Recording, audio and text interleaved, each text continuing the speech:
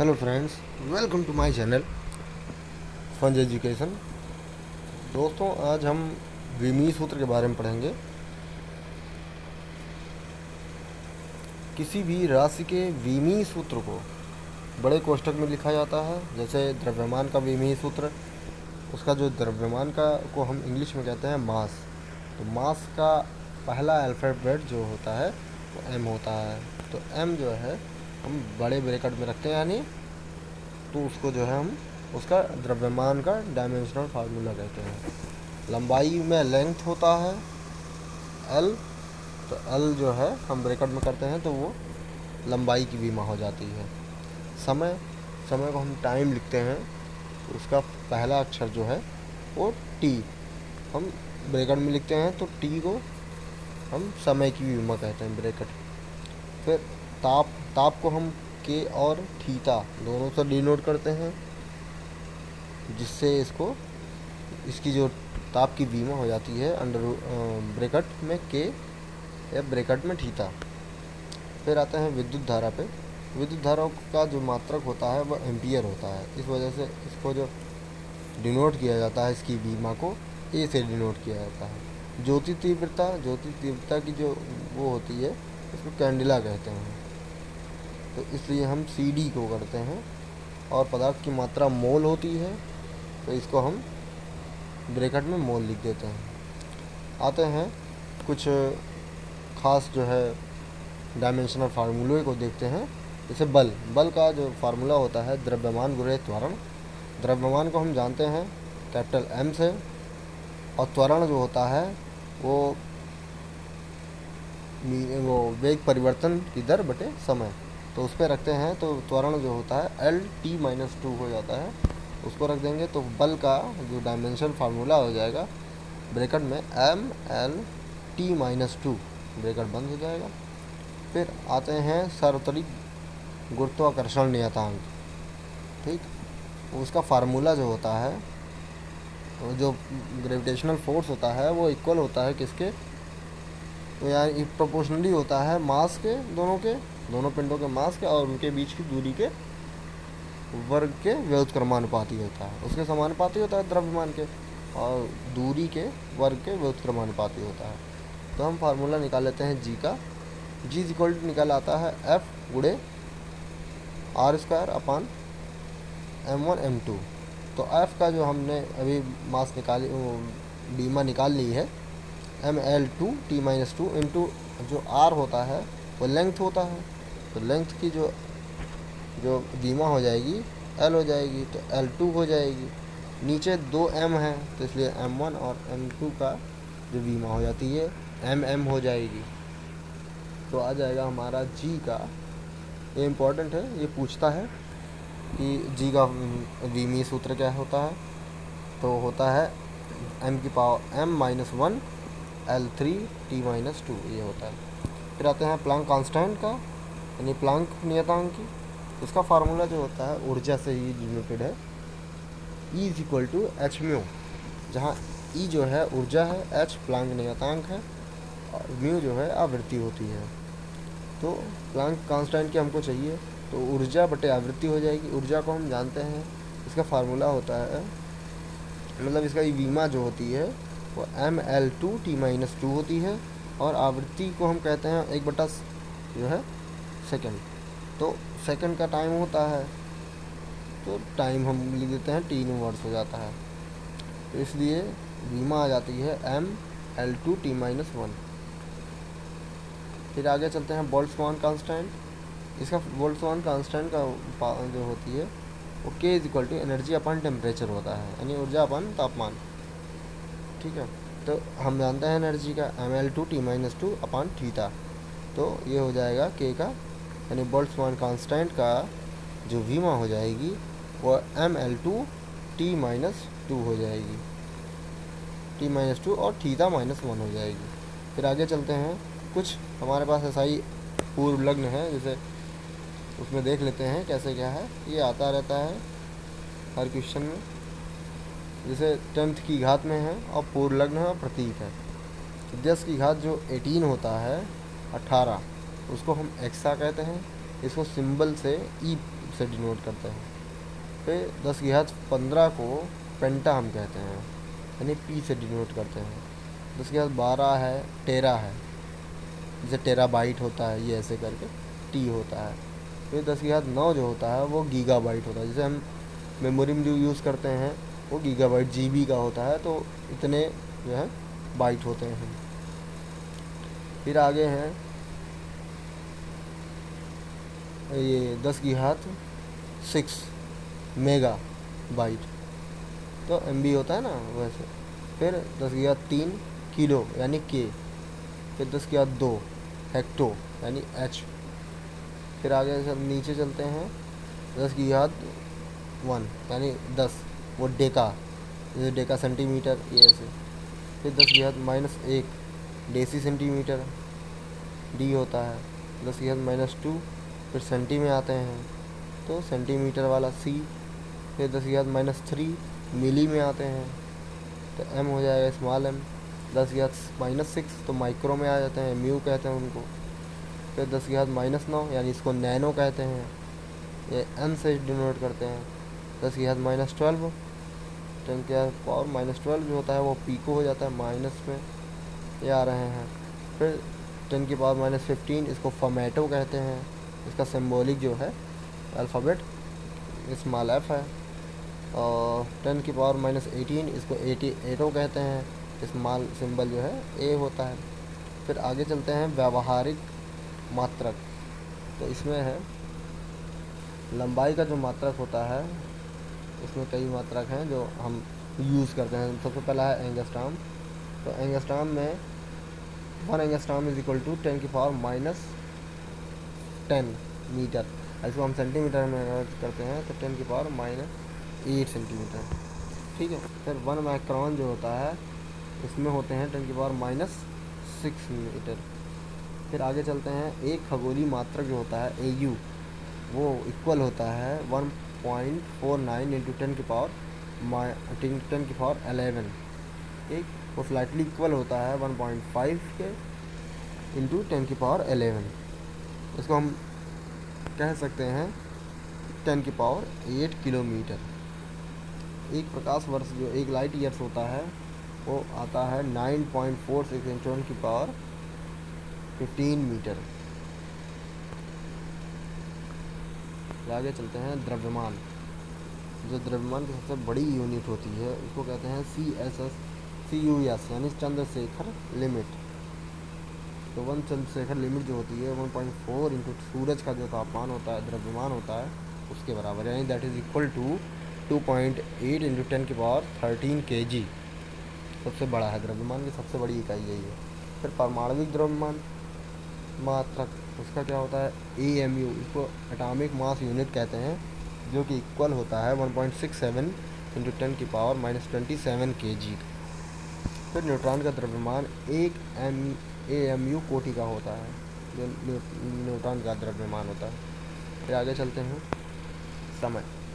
समय में एक सौर वर्ष जो होता है, ये आया हुआ क्वेश्चन है। एक सौर वर्ष जो होता है वो 365.24 औसत वर्ष का होता है। फिर चंद्रमास भी पूछा है, एक चंद्रमास जो है वो 27.3 डेज़ में कहते हैं। फिर एक 100 वर्ष जो है वो कहते हैं 365.25 सेड्रियल दिवस। फिर पहला है एक सेड्रियल दिवस होता है एक सौर दिवस में लगभग 4 मिनट कम, ठीक है। आगे चलते हैं, अब आते हैं इकाइयों का। एक इकाई से किसी भी इकाई जो है एक सिस्टम से दूसरे सिस्टम में जाना, जैसे मतलब अब F जो है 10 न्यूटन है, ठीक है। तो न्यूटन हमारा क्या कहते हैं, इसको किलोग्राम मीटर पर सेकंड स्क्वायर में कहते हैं, ठीक है।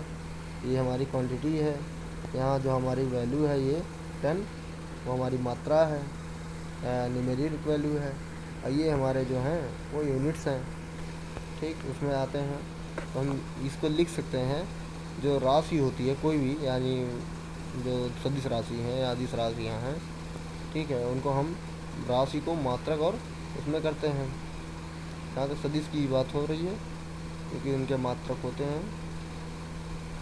फिर आगे चलते हैं फार्मूले में कैसे क्या करते हैं। राशि को मान लेते हैं q, और जो मात्रा होती है न्यूमेरिकल वैल्यू, तो n हो जाता है और u हो जाता है। पहली पद्धति में अगर इसका मान जो है q राशि कोई है, उसका जो मात्रक है n1 और u1 है, और दूसरी पद्धति में n2 और u2 है। तो अब हम ये भी जानते हैं कि q की जो राशि होगी वो सेम होगी। भाई एक इसी राशि और इसी यानी इसकी बीमा तो सेम होगी। सेम करवा करके फर्स्ट इक्वेशन और सेकंड इक्वेशन को सेव करा इक्वल करा करके हम n2 की वैल्यू निकाल लेते हैं, जहाँ n1 जो हमको पता है जिस राशि में, उसको लिखते हैं न्यूमेरिकल वैल्यू, और बाकी जो है इस पे हम कर देते हैं जिस जिस उसमें जाना है। से अगर ऊपर किलोग्राम है, नीचे ग्राम में है, उसमें फिर उसमें मीटर में है, इसमें सेंटीमीटर में, ऐसे करके। फिर ऊपर मिनट में है तो मीटर में है, और इधर घंटे में है तो सेकंड में, ऐसे करके हम चेंज कर देंगे। फिर आगे चलते हैं विमी विधि से समीकरणों का सत्यापन। अगर कोई भी इक्वेशन दिया गया है s=ut + ½ at², तो क्या करते हैं, सबसे पहले इनका हम वीमा देखते हैं। जो यस की वीमा है वो हमको जानते हैं एस इज़ अ डिस्टेंस यानी लेंथ, तो हम एस की वीमा एल लिख देंगे।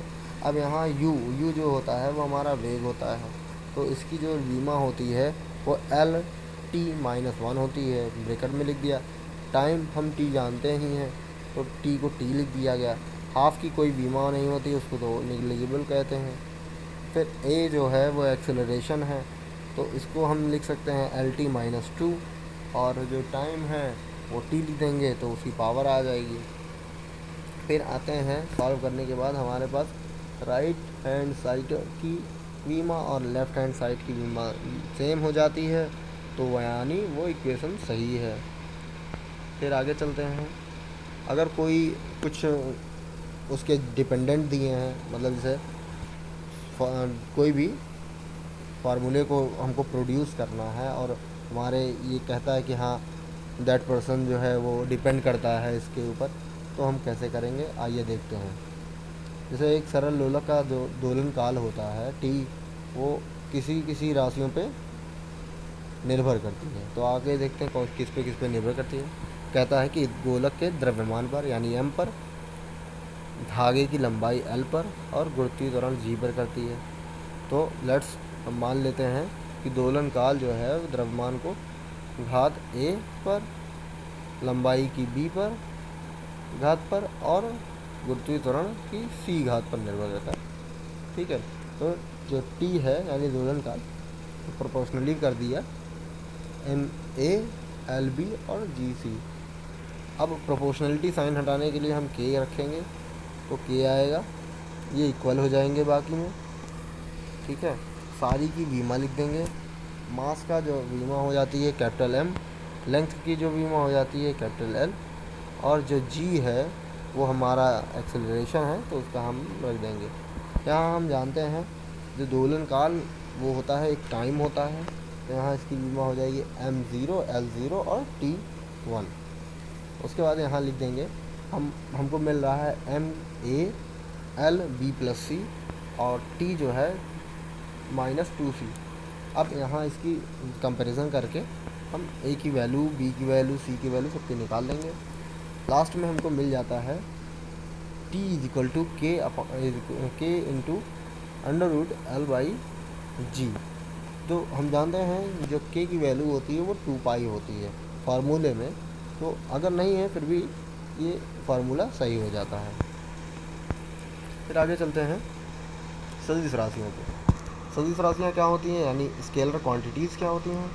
तो स्केलर क्वांटिटीज़ ऐसी क्वांटिटीज़ होती हैं जिनमें दिशा की ज़रूरत नहीं होती है, इनको डिनोट करने के लिए दिशा की ज़रूरत नहीं होती है, बस ऐसे बोल दिया वो कंप्लीट हो गई। जैसे द्रव्यमान में कोई दिशा नहीं होती, दूरी आगे पीछे ये नहीं दिखाना पड़ता, समय को भी नहीं बताना पड़ता कि दिशा उसकी चाहिए। ठीक, बिना दिशा किए आप समझ सकते हैं कि हाँ वो उसको दिशा नहीं बतानी पड़ती है। ठीक है, फिर आगे चलते हैं स्केलर क्वांटिटी हो गया। फिर आगे चलते हैं वेक्टर क्वांटिटी यानी सदिश राशियाँ। ऐसी राशियाँ जो हैं जिनको बताने के लिए हमको दिशा की ज़रूरत पड़ेगी। हमको बिना दिशा के हम उसको आइडेंटिफाई नहीं कर पाएंगे कि क्या है वो। जैसे वेग जो वेलोसिटी है तो उसको हमको बताना पड़ेगा कि इस साइड ये वेग है। आवेग इम्पल्स होता है तो वो भी विद्युत क्षेत्र का भी दिशा होती है। त्वरण भी किसी दिशा में ही होते हैं। ठीक है, आगे चलते हैं सदिश राशियों का निरूपण। कई टाइप्स हैं इनके, जैसे समान वेक्टर।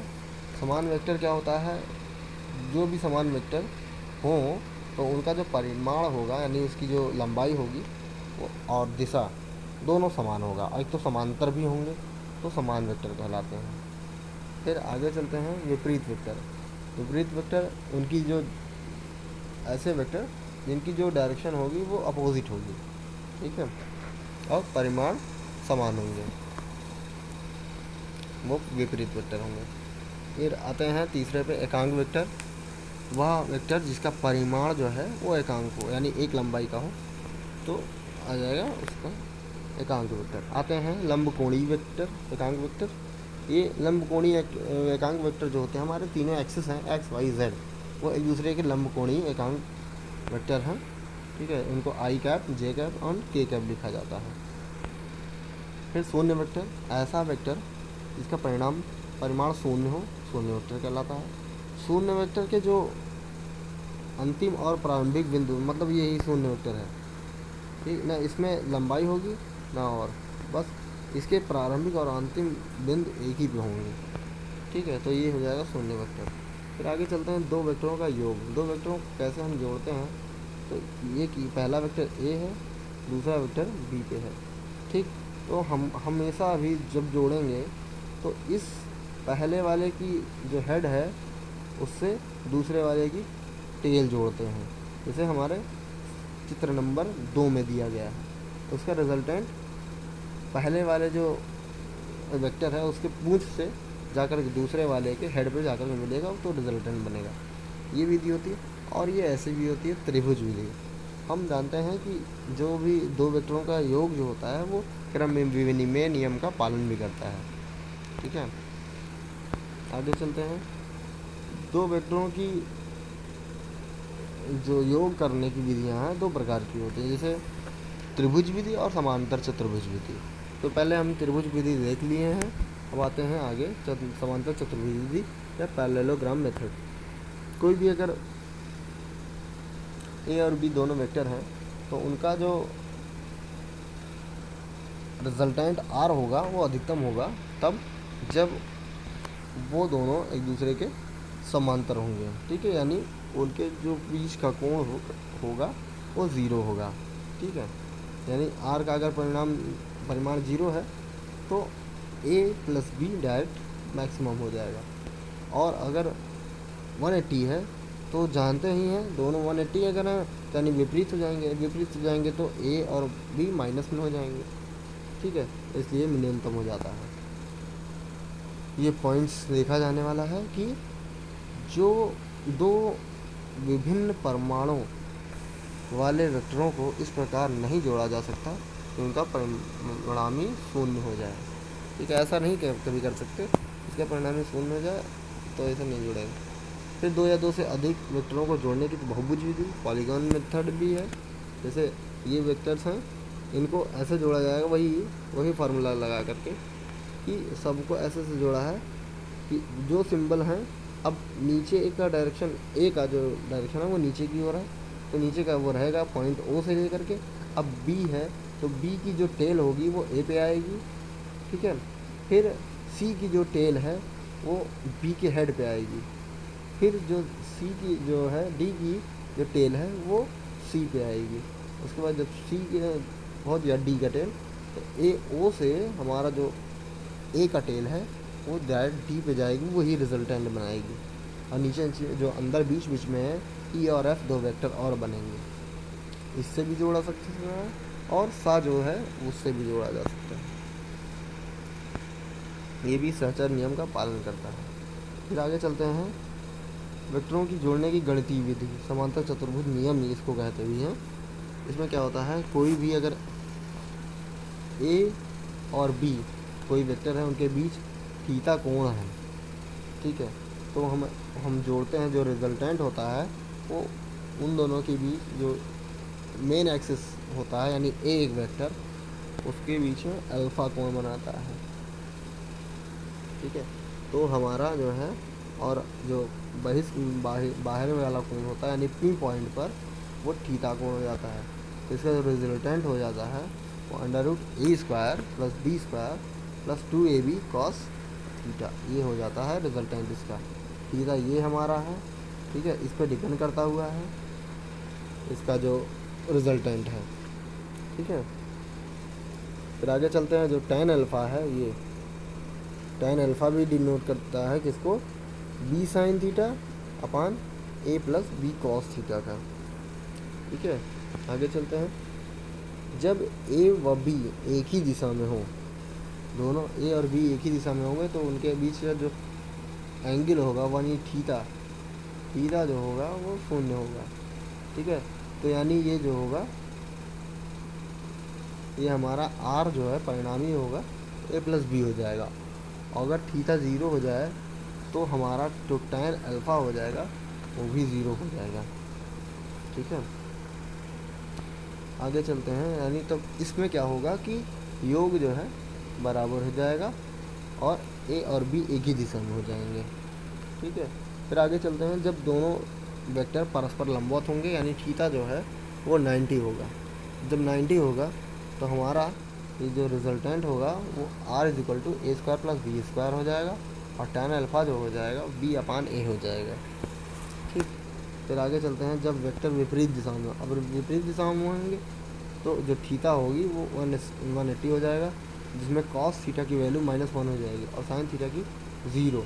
तो यहाँ जो रिजल्टेंट आ जाएगा वो r = a - b या b - a हो जाएगा, जहाँ tan अल्फ़ा हो जाएगा वो 0 हो जाएगा, ठीक है, ये भी सही हो जाएगा। आगे चलते हैं, वेक्टरों का घटाना, जैसे जोड़ना है वैसे घटाना है, बस ये क्या करना है, अगर दोनों साइड सेम हो, अगर जोड़ना है तो उसको डायरेक्शन चेंज कर देते हैं तो माइनस हो जाता है, ठीक है। बट ये जो इसका जो सब्सट्रैक्शन होता है वो कम्युलेटिव या मतलब कहते हैं क्रम विनिमय नियम का पालन नहीं करता, ठीक है। यहाँ देखिए दिखाया गया है कि क्रम विनिमय नियम का पालन नहीं करता। फिर आगे चलते हैं, किसी वेक्टर का वियोजन, कोई भी अगर वेक्टर है, अगर मान लिया ए वेक्टर है, उसको अगर हम उसके क्षैतिज और क्या नाम है हॉरिजॉन्टल जो है वर्टिकल एंड हॉरिजॉन्टल पे रिजॉल्व कर रहे हैं, तो पहला ax हो जाएगा किसी भी थीटा एंगल पे, ax cos थीटा और y sin थीटा, तो y पे ऊपर sin थीटा हो जाता है और नीचे cos थीटा में क्षैतिज वाले पे, ठीक है। तो ax = यहाँ लिखा है देखिए a cos थीटा और ay जो होगा वो a sin थीटा हो जाएगा। तो a की जो वैल्यू हो जाएगी वो ax² + ay² का अंडर रूट दोनों मिला करके, और थीटा जो हमारा हो जाएगा वो tan इनवर्स ax/ay/ax ये हो जाता है। आगे चलते हैं, किसी भी वेक्टर की एक स्केलर से गुणा या भाग, तो किसी वेक्टर को किसी अदिश राशि से गुणा करने पर सदिश राशि प्राप्त होता है। अगर कोई सदिश राशि है उसको हम अदिश राशि से गुणा किया जाए तो एक सदिश ही प्राप्त होगा। फिर आगे चलते हैं, किसी वेक्टर यानी सदिश को अदिश से भाग करने पर भी एक सदिश ही प्राप्त होगा, यानी स्केलर को वेक्टर को स्केलर से अगर भाग करते हैं तो भी वेक्टर क्वांटिटी मिलेगी, और अगर वेक्टर को स्केलर से गुणा करते हैं तब भी वेक्टर क्वांटिटी मिलेगी। आगे चलते हैं, मल्टीप्लिकेशन ऑफ वेक्टर्स, दो वेक्टरों का जो स्केलर प्रोडक्ट होता है यानी अदिश गुणन होता है उसके बारे में देखते हैं। तो दो वेक्टरों का अदिश गुणन एक अदिश राशि होती है, जब इसका स्केलर प्रोडक्ट करेंगे, ठीक है, तो वो जो है अदिश राशि हो जाएगी, जो उन वेक्टरों के परिमाणों और उनके बीच बने कोण की कोज्य यानी कोसाइन यानी कॉस, ठीक है। ये दोनों परिमाण हैं, क्योंकि ये जब डॉट प्रोडक्ट होता है तो इनका जो मॉड हो जाता है ए मॉड और बी मॉड, ठीक है, इंटू कॉस थीटा, ये आ जाता है। आगे चलते हैं, दो परस्पर लंबवत वेक्टरों का अदिश गुणन शून्य होता है, ठीक है, क्योंकि थीटा जो है 90 होता है और जब 90 होगा तो कॉस 90 का मान जो है 0 हो जाता है, इसलिए 0 हो जाता है। फिर आगे चलते हैं, दो समांतर वेक्टरों का अदिश गुणन उनके परिमाणों के गुणनफल के बराबर होता है, ठीक है। उनका कोई भी समांतर अगर है तो उनका जो 0 होगा, इसलिए ए इंटू बी परिमाणों के इक्वल हो जाएगा। फिर किसी वेक्टर का उसी वेक्टर से स्केलर गुणन उस वेक्टर के परिमाण के वर्ग के बराबर होता है। अब दैट इज़ इतना ही, जब कॉस 0 है यानी एंगल जो है उसी वेक्टर से गुणा कर रहे हैं तो ए स्क्वायर हो जाएगा। एकांक लंबकोणीय वेक्टर आई जे के स्केलरों गुणन फलों में निम्न संबंध होता है। जब भी स्केलर प्रोडक्ट करते हैं आई जे और जे के और के इसका, तो वो 0 हो जाता है, और जब आई आई जे जे और के करेंगे तो 1 हो जाएगा। फिर आगे चलते हैं, दो वेक्टरों का स्केलर गुणनफल उसके संगत एक्स वाई जेड घटकों के गुणनफल के योग के बराबर होता है। यही होगा जब भी हम दो वेक्टरों का जो है स्केलर गुणनफल निकालेंगे तो वो एक्स वाई के गुणनफलों का घटकों के गुणनफल के योग के बराबर होगा, ठीक है। फिर आगे चलते हैं, दो वेक्टरों का वेक्टर गुणनफल, कोई भी अगर वेक्टर हैं दो, उनको क्रॉस प्रोडक्ट कराते हैं तो इनका जो गुणनफल होता है वो दोनों का मैग्नीट्यूड यानी परिमाण और जो है दोनों के बीच के साइन थीटा पर और उनके जो एकांक वेक्टर होता है उस पर वो डिपेंड करता है, ठीक है। और जो वेक्टर गुणनफल होता है, वेक्टर प्रोडक्ट यानी क्रॉस प्रोडक्ट, वो क्रम विनिमय नहीं होता है, ठीक है, वो फॉलो नहीं करेगा, यहाँ क्रम विनिमय नहीं होता है, ये क्वेश्चन बनता है। फिर आगे चलते हैं, वेक्टर गुणनफल वितरित होता है, इसका जो अगर क्रॉस प्रोडक्ट जो होता है वितरित होता है, ये हम कह सकते हैं, ये नियम फॉलो करता है वितरण वाला। फिर आगे चलते हैं, दो परस्पर लंबवत वेक्टरों का वेक्टर गुणनफल उनके अदिश परिमाणों के गुणनफल के बराबर होता है। ए क्रॉस बी जो होता है वो ए बी साइन थीटा यानी साइन 90 है, अगर कोई भी लंबवत हैं तो उनके बीच में डिग्री जो होगी वो 90 डिग्री होगी, और एम जो है उसका एकांक वेक्टर है जो उससे उस एक्सिस से लगा हुआ। अब कोई भी एक्सिस है यानी ये हो गया वाई और ये हो गया एक्स, ये हो गया जेड। अब यहाँ आई है कैप, इधर जे कैप है, इधर के कैप है, ठीक। तो कोई भी अब इस एक्सिस के अगर लेना है तो हमको आई कैप लेना पड़ेगा, ठीक है, ऐसे ही करते हैं। फिर आगे चलते हैं, दो समांतर वेक्टरों का गुणनफल एक शून्य वेक्टर होता है। अगर दो समांतर हैं तो उनके बीच जो एंगल होगा वो 0 होगा, जब 0 होगा तो साइन 0 का मान 0, तो इसलिए जो है 0 हो जाता है। अगर हमको ए और क्रॉस बी का निकालना है तो सबसे पहले हम क्या करेंगे, आई जे और के को लिखेंगे, फिर आई का जो पहले ए में वैल्यू है वो लिख लेंगे और बी का जो वैल्यू लिखेंगे, ऐसे करके उसके बाद डिटर्मिनेंट की तरह हम उसको सॉल्व कर लेंगे। फिर आगे चलते हैं टॉपिक पे नए, प्रक्षेप गति, इसको कहते हैं प्रोजेक्टाइल मोशन। समतल गति का सबसे सरल उदाहरण प्रक्षेप गति होती है। जैसे अगर जब हम कोई भाला फेंकते हैं तो वो जो गति होती है वही हम प्रक्षेप गति कहते हैं। आगे चलते हैं, अभी समझ में आ जाएगा। अब देखते हैं, जब कोई पिंड एक प्रारंभिक वेग से यानी कोई भी वेग हो उसको ऊर्ध्वाधर दिशा से किसी भी कोई भी एंगल पे हम फेंकते हैं तो वो जो ग्रेविटेशनल एक्सेलरेशन होता है उसी के थ्रू वो ऊर्ध्वाधर पे एक जो मार्ग पर गति करता है, जिसको हम प्रक्षेप गति कहते हैं, और जो जिस पथ पे वो चलता है उसको हम प्रक्षेप पथ कहते हैं या प्रोजेक्टाइल लाइन या कहते हैं, ठीक है। तो ये हम कहते हैं कि जो है प्रक्षेप का पथ जो है वो परवलयाकार होता है। उसका हमने ये हमारे पास मैथमेटिकल सॉल्यूशन है जो प्रूफ करता है कि जो प्रक्षेप पथ होता है यानी ये वाला, ठीक है, वो क्या होता है परवलयाकार, ठीक है। तो कहते हैं y is equal to tan theta x minus g upon two u square cos square theta x square.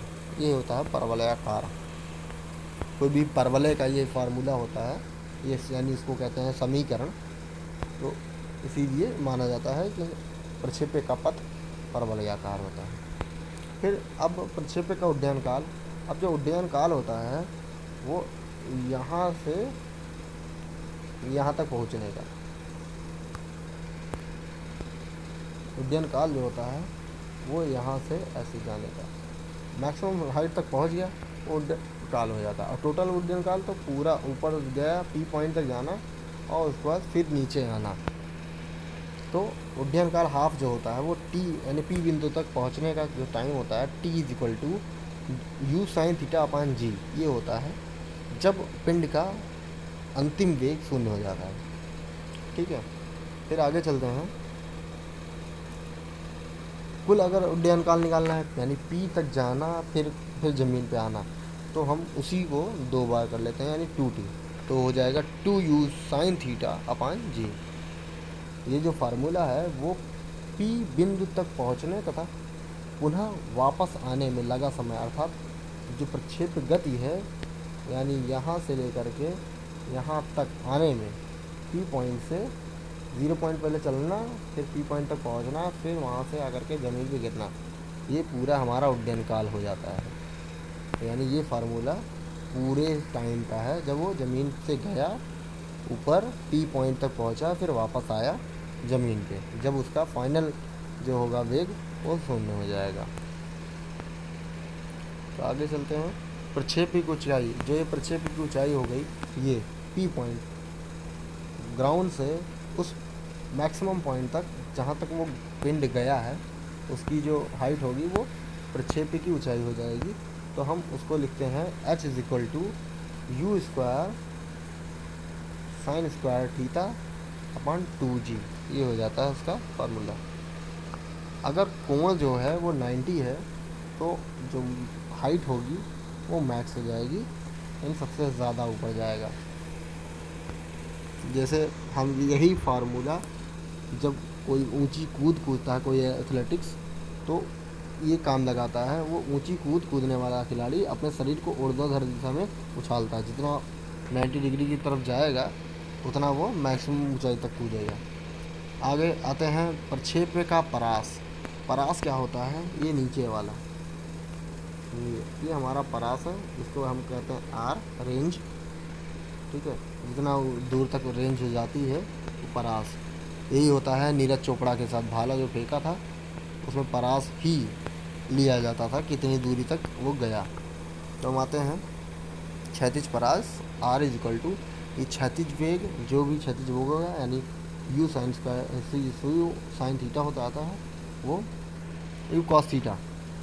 और उड्डयन काल जो होता है जो हमारा हमने ऊपर निकाला है वो जब दोनों को गुणा कर लेते हैं तो हमारा आ जाता है क्षैतिज परास u square sine 2 theta upon जी।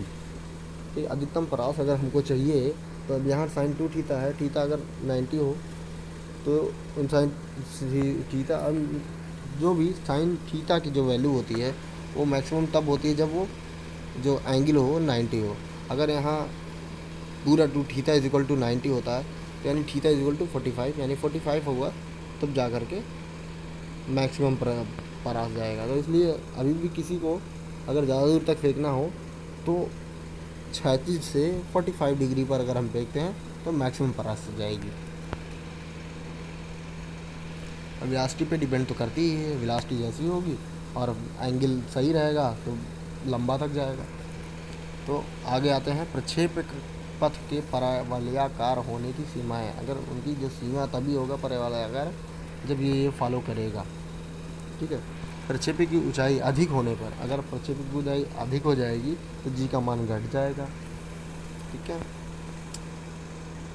फिर प्रक्षेपी की परास बहुत अधिक होने पर भी जी का मान घट जाएगा। अगर ज़्यादा दूर तक जा रहा है तो जी का मान बदल जाएगा। फिर प्रारंभिक वेग बहुत अधिक होने पर पथ परिवर्तित हो जाएगा। अगर वेग भी ज़्यादा हो गया तो वो दूर बढ़ जाएगा। ठीक है, फिर प्रक्षेप के पथ उच्चतम बिंदु पर पिंड की जो ऊर्जा होगी वो ये होगी u इज इक्वल टू के साइन स्क्वायर थीटा, वेयर के जो है वो काइनेटिक एनर्जी है। तो हम लिखते हैं के u is equal to 1/2 m square sine square theta, ये हो जाती है पिंड की ऊर्जा।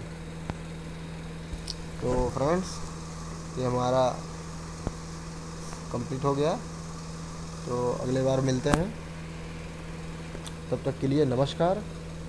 और जो लोग नए हैं या मेरे फ्रेंड्स, लाइक करो, सब्सक्राइब करो और कमेंट करना मत भूलो, क्योंकि जो आप कमेंट करेंगे तो मैं इससे बेहतर और कोशिश करूँगा और मुझे भी कुछ मोटिवेशन मिलता रहेगा। Please give your review. Thank you.